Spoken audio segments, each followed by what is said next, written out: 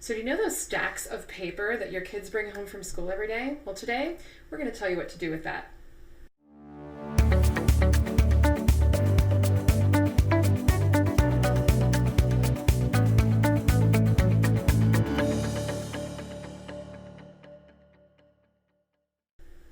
Hey everyone, it's Shelly from the Shelly Killinger Group. Today I am here with Sandra Lane, who is a certified professional organizer.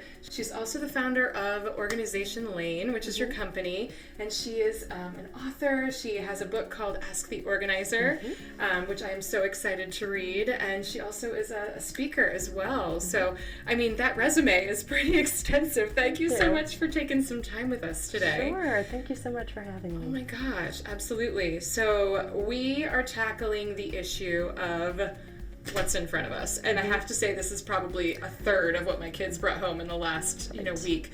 A lot of our audience is their moms, and they're really, dealing with, running the household, and they're dealing with sometimes working outside of the home, and then their kids have schedules, and then all of this winds up on their dining room table at the end of the day. And so we want to give them some tips today for how to organize not only their kids' artwork, but the paperwork that comes home as well from school. So why is it that you feel like moms might have an issue kind of letting go of some of this stuff? Well, I think oftentimes in the beginning, when kids start coming home with it at that preschool age, that's when it really comes in fast and furious, the artwork in particular. And then when they start moving into the lower elementary school, papers come in. They just don't know what to do with it. There is no system in place to capture all of this stuff. So it just starts to collect on a dining room table. Or on any surface, let's be honest. If you looked around my home, you'd probably find a few. Exactly. Oh my gosh. So I think solutions begin with creating that system. So when it comes to paper in general, and kids are going to generate paper, you are going to need to keep track of everything that involves your kids. So what I like to suggest is that you create a file folder for each one of your children. That all starts with a hanging file folder. And this is for like the forms and the communications from school and things like that. And then within that hanging file folder, you are going to have manila folders that are labeled for each child accordingly, based on activities that they're involved in. Some of the basics, generally speaking, you'll have one for schoolwork. You'll have one for school, and that's the communication. One for physicals. Really like doing one for physicals, because you'll even want to make copies of those so that you have extras of immunization records. So when they're asked by any organization that they want to join or participate in a camp or a team, you've got extras right on hand. Oh, that's a great idea. Have to My make kids an aren't that old appointment. yet, so I'm not into it, but that is genius. Absolutely. And then this changes over time based on the activities that they're involved in. This was my daughter, she's volleyball, scouts, etc.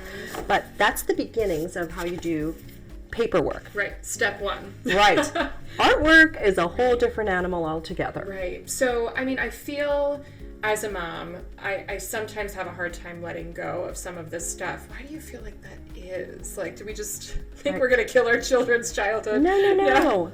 Well, I think there's a couple of things. I think that we feel that this is something that our child made, and therefore it must be precious and important. Therefore, we must save it.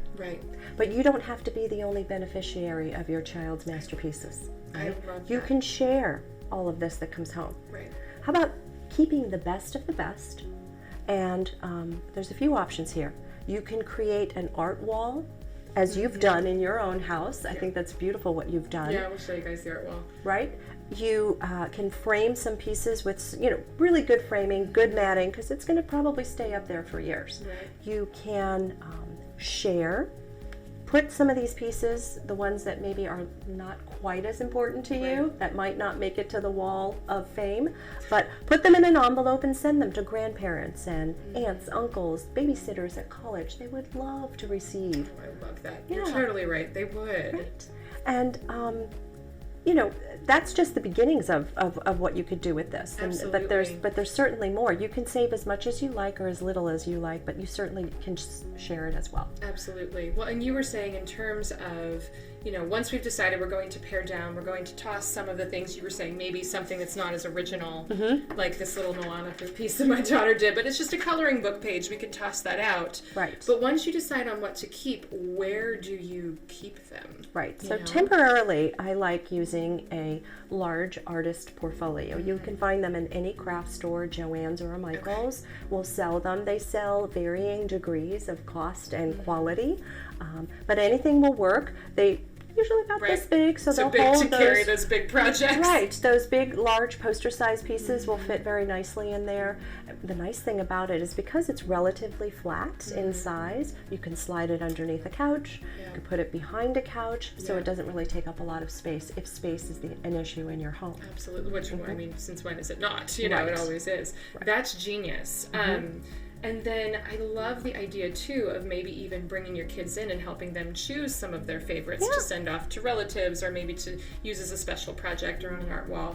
I mean, it kind of involves them a little bit, makes them feel kind of important that their artwork is going to be on the wall. I love that. Right. I love that. Yeah. So you also mentioned digitizing their artwork. Yes, so I'll share a story that, and this is how I knew that this digitizing was important, because it was a story that really, was close to me. Yeah. I was preserving all of my kids' artwork, being the good mom that I was, in 2 separate folders, one for each of my kids, thinking that, I guess I was thinking that by the time they turned 21, they would love the idea that I saved all these art pieces for them, and they would love to look at them.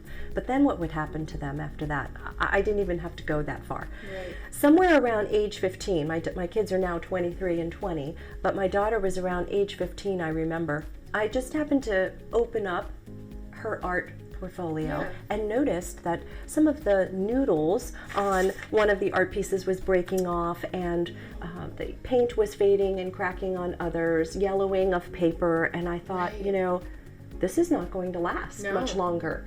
And when I started pulling all these pieces together in this portfolio, digitizing, and cameras, iPhones were not nearly as advanced as they are now. Right. So I didn't even have that as an option back then. I wouldn't have even considered it. So it was around that time that I thought, I need to capture these the way they look now. So I just laid all the pieces out individually, did one child at a time, created 2 separate albums in my phone, and then captured them. And then I just printed out books for each of them, and they became Christmas presents for each one of them one year. And you're totally right. You could use this as like a coffee table book or something to really honor them. Yes. So one of the things that's really nice is that you can capture those pieces that are impossible to save in an artist portfolio or otherwise. This is my son's boxcar from Scouts. Oh, and there's no way you're going to be able to keep all of those. Exactly. And then my daughter has got her Daisy and Girl Scout vests in here. I love that. I've got all of her patches in there. Patches. Yeah, that's genius. Well, and then here's the 3D piece over here. This 3D piece would never have stood the test of time. Right. No, this is one of her. Honestly, this is one of her most favorite pieces because this was displayed at the library locally where we live. So it was very important to her. Yes. Very important to her. Always remember it. Or you could even send this as a gift to somebody, grandparents or a babysitter, like you're saying. That would be kind of awesome. Yes. Well, and I just came across, you and I were chatting before we started filming, an app for your phone called Archive, where you can snap pictures of your kids' artwork and then send it off. It's almost like a Shutterfly kind of thing where you can make keepsakes and books, and I think that's just genius. And then you don't have to feel bad about letting it go at that point.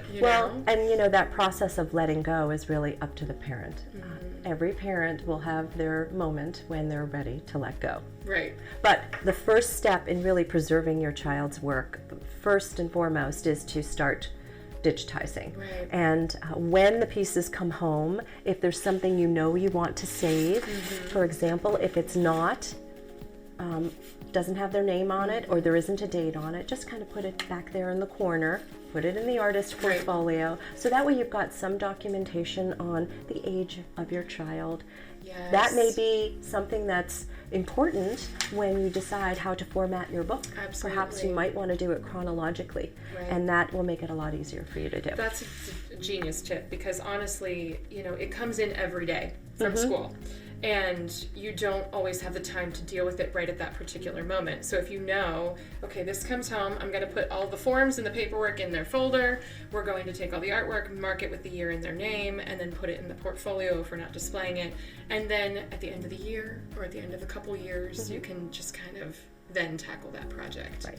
Make some choices at the end of the year is a good time Yes. to do it. Yes. Oh my gosh. Well, this has been amazing to chat with you, and it's you. going to be very helpful for our household, I have a feeling, and hopefully for the households of all of the people that watch. so. Thank you again for stopping by. I want to share with them, how do they find you? If they want to learn more about you, if they want to buy your book, where should they go? Sure. So my website has all the information for my social media stops. Organizationlane.com. You can find my book on Amazon. Ask the Organizer. Ask the Organizer is the name of the book.